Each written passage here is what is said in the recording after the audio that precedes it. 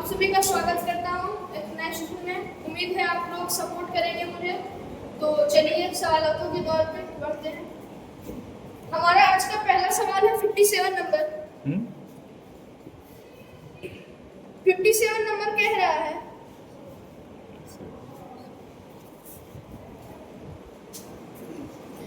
एक लड़का 61 किमी की दूरी 9 घंटे में तय करता है। वह कुछ दूरी 4 किमी प्रति घंटा और कुछ दूरी साइकिल से 9 किमी प्रति घंटा तय करता है। तो हमें बताना है कि वो पैदल कितनी दूरी तय करता है। चलिए सब करते हैं। तो हम यहाँ पे देखिए कुछ 61 किलोमीटर की जो दूरी है, तो हम मान लेते हैं कि वो पैदल x किमी की दूरी तय करता है। मान लेते हैं कि ये तय करता है कवर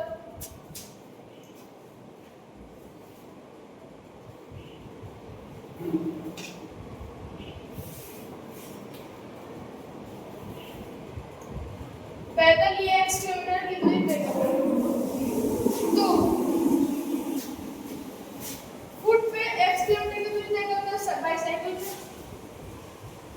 डिस्टेंस कवर्ड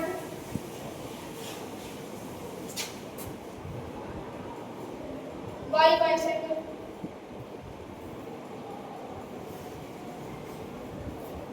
ये हो जाएगा हमारा। देखिए टोटल 61 किलोमीटर की दूरी है और ये तय करता है x किलोमीटर पैदल। तो ये पैदल बाईसाइकिल से तय करेगा 61 माइनस x।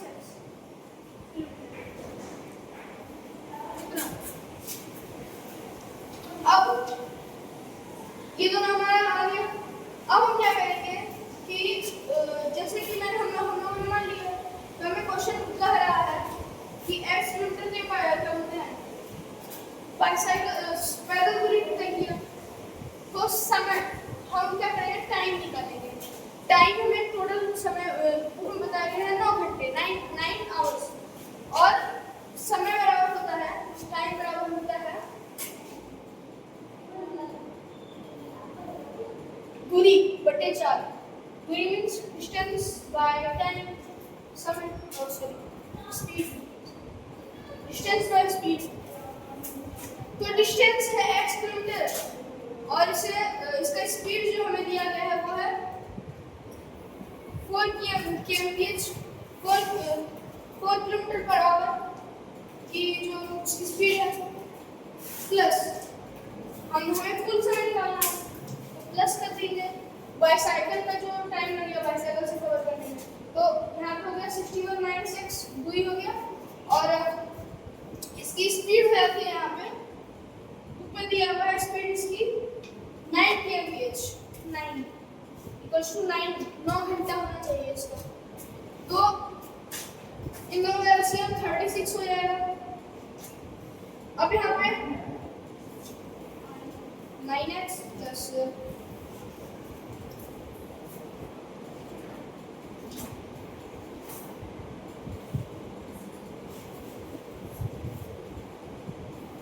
-4x यहाँ पर जाएगा 9x - 4 हो जाएगा 5x बाय 36। अब 36 को इधर रख देंगे, यहाँ पे हमारा हो जाएगा 5x प्लस 244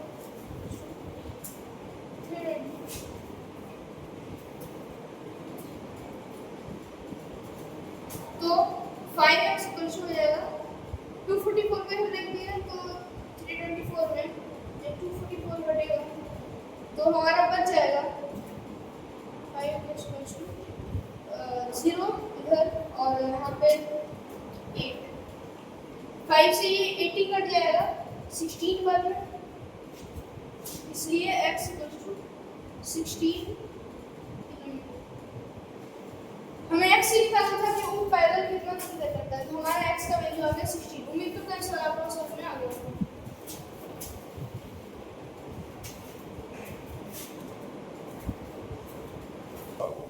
चलिए बिना समय गवाए बढ़ते हैं अगला सवाल की ओर। अगला हमारा सवाल है 13 नंबर। मीरा की आय गीता की आय से 5% अधिक है, तो बताओ गीता की आय मीरा की आय से कितने प्रतिशत कम है। चलिए इसे सॉल्व करते हैं। देखिए बहुत इंपॉर्टेंट सवाल है, ध्यान दीजिएगा। मीरा की आय जो है गीता की आय से 5% ज्यादा है। मतलब हम मान लेते हैं कि मान लेते हैं कि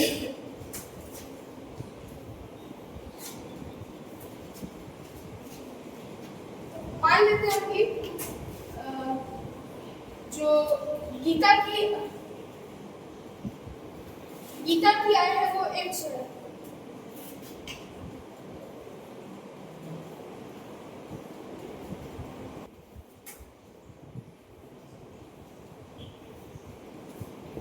गीता की जो अर्निंग है, इनकम है, उसको हम 100 ज्यादा अच्छा रहेगा, समझने में ज्यादा अच्छा लगेगा, तो 100। अब यहाँ पे सवाल कह रहा है कि हमारी मीरा जो है, मीरा की आय गीता की आय से 5% अधिक है। मीन्स 100 से यहाँ पे लिख देंगे पहले मीरा 100 इंटू 105 हो गई इसकी आय। मीरा की आय 105 हो गई। अब सवाल में क्या कर रहा है कि गीता की आय मीरा की आय से कितनी कम है। हमें सवाल में ये तो बताया गया है कि मीरा की आय गीता की आय से 5% अधिक है, लेकिन कितनी कम है मीरा की आय इससे, मतलब गीता की आय मीरा से। तो यहाँ पे डिफरेंस हो जाएगा हमारा डिफरेंस टू 105 माइनस। अब यहाँ पे देखिए डिफरेंस कितना होगा। अब क्या करेंगे, डिफरेंस परसेंट निकालेंगे। देखिए यहाँ पे एक चीज ध्यान देने की चीज है, यहाँ 5 तो कम हो जाएगा डिफरेंस बाय जो मूल है। अब देखिए यहाँ पे हमें सवाल में कह रहा है तुलना किससे कर रहे हैं, मीरा से। गीता की तुलना हम कर रहे हैं मीरा से। तो यहाँ पे रियल आय जो होगा, जो हमारा आय होगा वो 105 ये बताएगा, क्योंकि तुलना हम इससे कर रहे हैं। अगर तुलना मीरा की इससे होती तो 5% तो ठीक था, तब यहाँ पे लिखा था 5/100, यहाँ पे इंटू 100 कर देंगे। 5 से कट जाएगा 21 बार में, यहाँ पे 1 हो जाएगा, बस 100/21 बस 2। अब ये बच जाएगा 4 बार 84 हो जाएगा।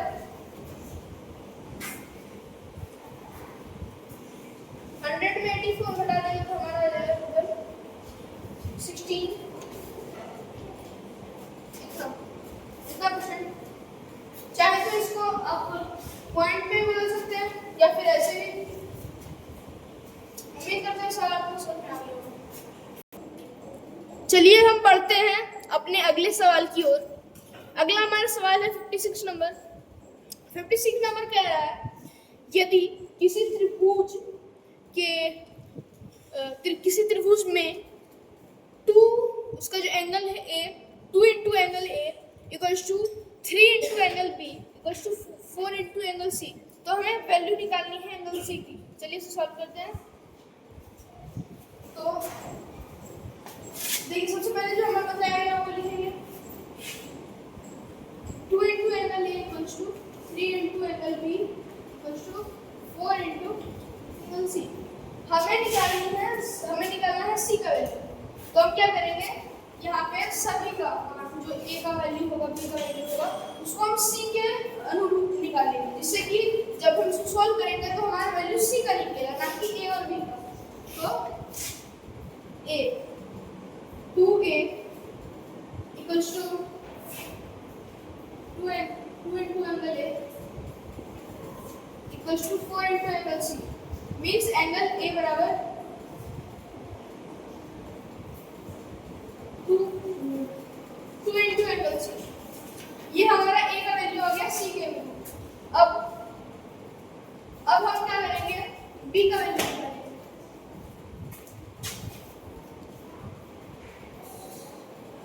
3 into angle B equals to 4, इसलिए एंगल बी का वैल्यू आ जाएगा हमारा 4 एंगल सी बाय 3। इतना इतना आ गया हमारा। अब हम लोग सब ये जानते हैं कि किसी भी त्रिभुज से यहाँ पे पहले समझ लेंगे से अगर ये एंगल ए है, ये एंगल ए है, ये एंगल बी है और ये एंगल सी है, तो सब हम सब ये जानते हैं कि त्रिभुज के तीनों कोणों का योग जो होता है हमारा वो 180 डिग्री होता है। तो angle A plus angle B plus angle C equals to 180 degree. Angle A का वैल्यू है 2, angle C plus 4 into angle C by plus equals to 180। अब यहाँ पे इन दोनों को जोड़ देंगे तो यहाँ पे गया, देखिए सबका पहले एक ही साथ जोड़ते हैं तो 3 यहाँ पे आ गया इसका एलसीएम पूछेगा तो इधर हो जाएगा 6 सी इधर और 4 इतना ही रह जाएगा। फिर यहाँ पे 3 into पर 180 डिग्री।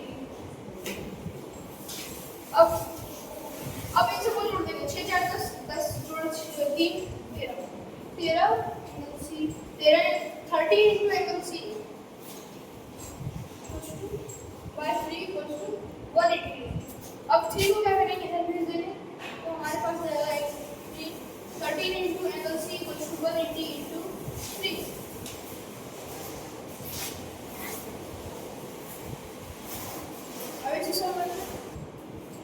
अब यहाँ पे 13 into angle C equals to हो जाएगा 180 डिग्री को 3 से गुना करेंगे तो हमारा जाएगा 540 डिग्री। इसलिए एंगल सी बराबर 540 बाय 13 इक्वल्स टू, अब 13 को भाग करेंगे 540 से तो हमारा आएगा 41.5।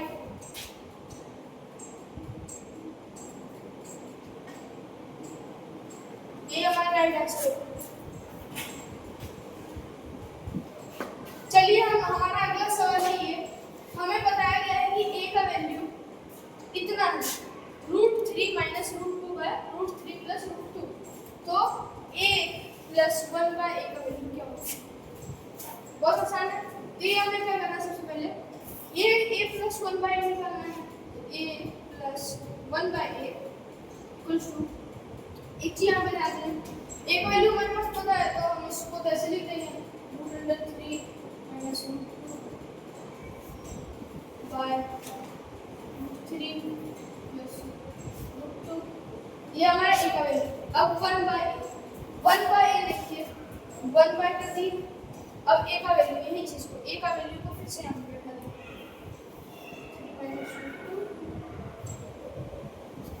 3 बाय √3 प्लस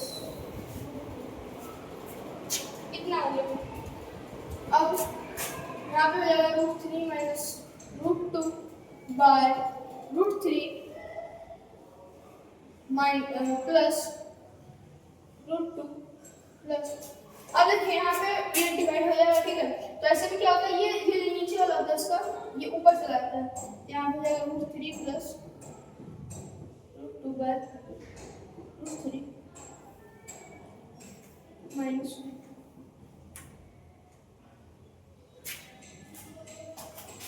इसका वैल्यू हो जाएगा। देखिए अब क्या करना है हमें, इन दोनों का एलसीएम नहीं लेना तो गुना कर लेंगे, तो गुना करने में कितना आ जाएगा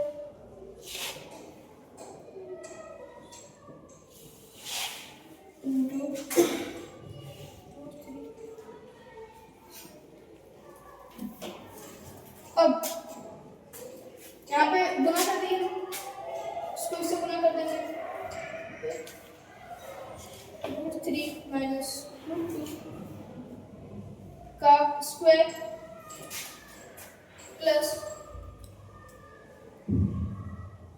√3 प्लस √2 का स्क्वायर। तो यहाँ पे इसका वैल्यू देखिए, अब पहले तो नीचे वाला सॉल्व कर लेते हैं। पहले नीचे वाला को सॉर्ट आउट कर लेते हैं। √3 प्लस √2 इंटू √3, ये क्या होगा? a plus B into A minus B का फॉर्मूला में आ गया। तो a plus B into A minus B का फॉर्मूला होता है, ऐसे यहाँ पे लिख देते हैं, a plus B into A minus B का, इसका वैल्यू होता है a square minus B square, ये फॉर्मूला है। तो जब हम ये a है ये b है, तो अब जब √3 का स्क्वायर करेंगे तो ये हो जाएगा 3 और माइनस, और b का इसका √2 का स्क्वायर करेंगे तो रूट हट जाएगा, 2 हो जाएगा, मींस 3 माइनस 2 8, 3 माइनस 2 1 हो जाएगा। अब चलिए ऊपर देखते हैं, a माइनस बी का whole square plus a plus B का होल स्क्वायर, तो इसको एक एक ऐसे यूनिट में चेंज करेंगे तो a माइनस बी का होल स्क्वायर होता है a square plus B square minus 2ab, और a प्लस बी का होल स्क्वायर होता है a square plus B square plus 2ab। तो a square plus B square plus 2ab, तो यहाँ पे हम लिख देंगे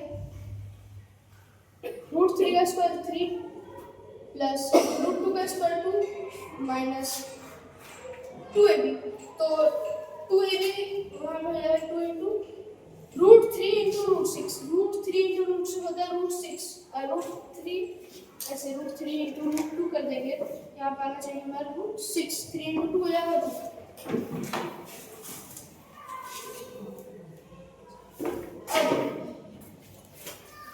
अब यहाँ पे प्लस का साइन देंगे। अब आगे क्या होगा? √3 प्लस √2 का होल स्क्वायर, तो √3 का स्क्वायर होता है 3 प्लस यहाँ पे 2,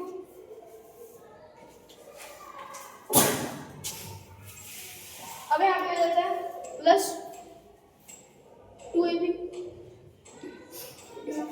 अब प्लस 2ab और माइनस 2ab कट जाएगा, यहाँ पे बचेगा 3 2 5 प्लस यहाँ पे भी 3 2 5 बार 1, 5 जोड़ 5 हो गया 10, तो ये हो गया हमारा फाइनल।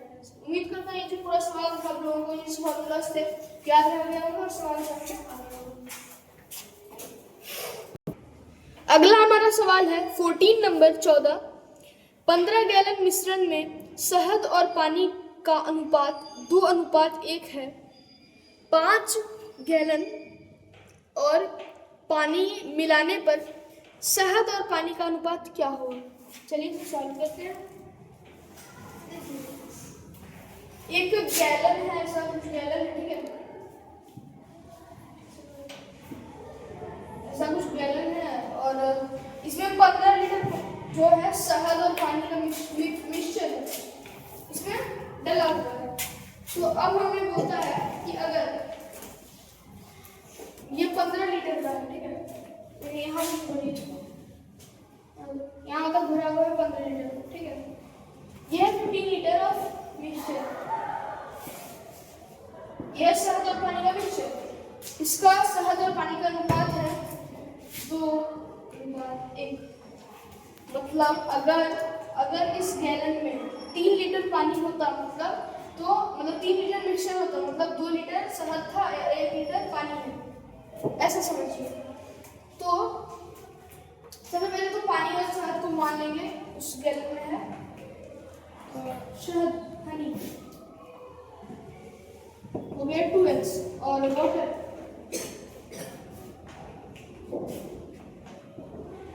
x 1x या x 1 को नहीं लिखते थे तो x से लिखते हैं।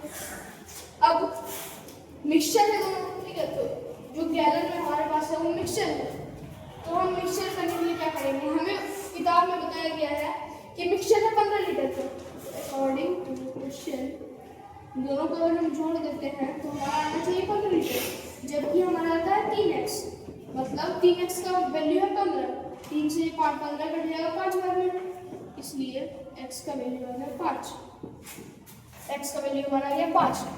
अब देखिए सवाल में आगे क्या कहता है, इस मिक्सचर में हम 5 लीटर पानी जोड़ दिए, तो यहाँ तक हो गया।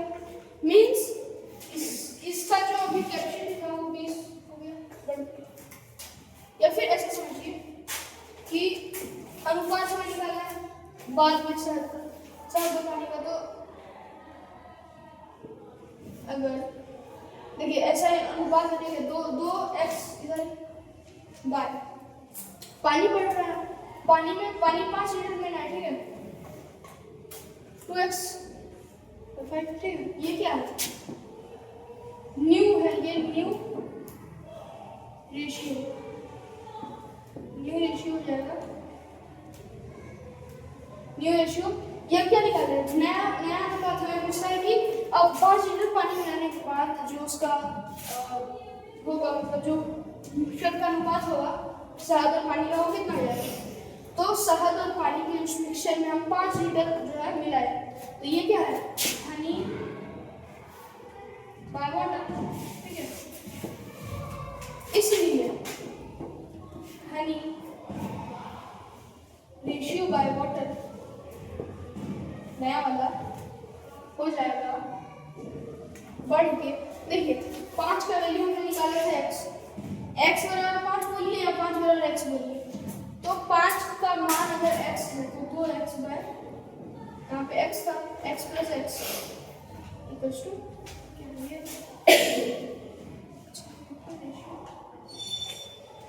तो 2x बाय, यहाँ पे हो गया x प्लस x होता है हमारा 2x, तो 2 से 2 x से x का मिला 1 बाय, यहाँ पे हो गया a रेशियो 1।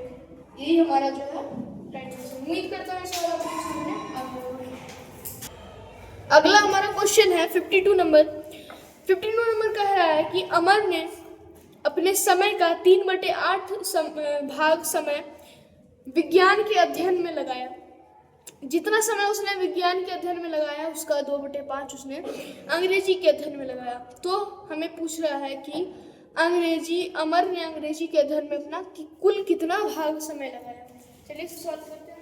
देखिए विज्ञान में जो अमर है वो विज्ञान में साइंस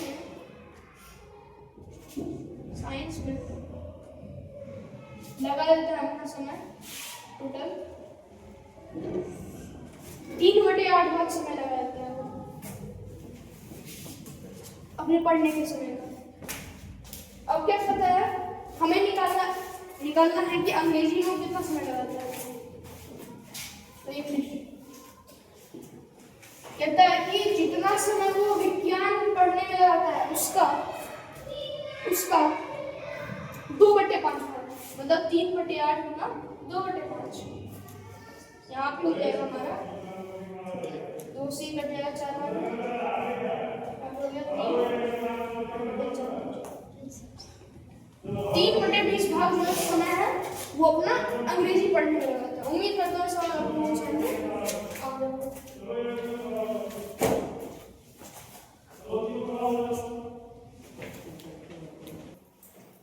आप लोग यहीं पे इस सेशन को विराम दीजिए। आप लोगों के चरणों में प्रणाम। तो मिलते हैं अगले सेशन में, तब तक के लिए धन्यवाद।